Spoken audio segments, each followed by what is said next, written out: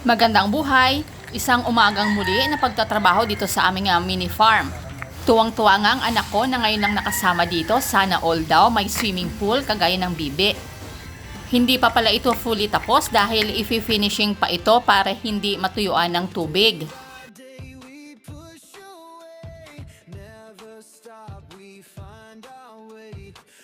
Ang araw-araw ngang trabaho talaga dito ay ang pagdidilig dito sa mga halaman. Sa ngayon ay wala pa kaming supply ng tubig dito kung kaya't umiigib lang kami mula sa aming bahay. Malapit lang pala ang bahay namin dito na merong 100 meters mula sa aming bahay papunta dito sa aming mini farm. At para may maupuan kami dito ay gumawa ng improvise na upuan itong aking mister.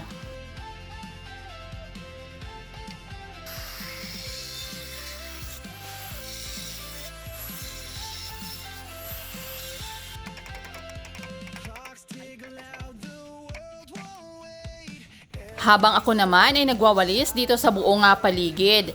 Tunay nga ang hindi natatapos ang gawain dito pero ang importante ay nag-e-enjoy at nakaka-relax tayo.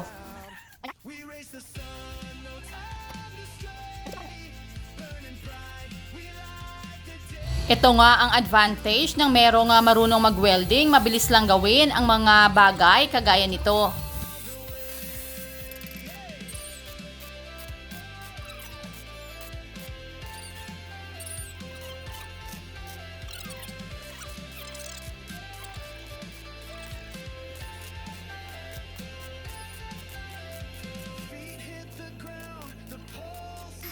Tapos na nga ang gawin ito at kaunting pintura lang ay ayos na. At mukhang matibay naman. Ito naman ang inahing baboy ng aming kapitbahay. Hinihintay ko nga mga anak ito ngayong katapusan dahil dito ako kukuha ng mga biik na aalagaan. Kaya siguro mga second week ng March ay meron na akong mga alagang biik dito.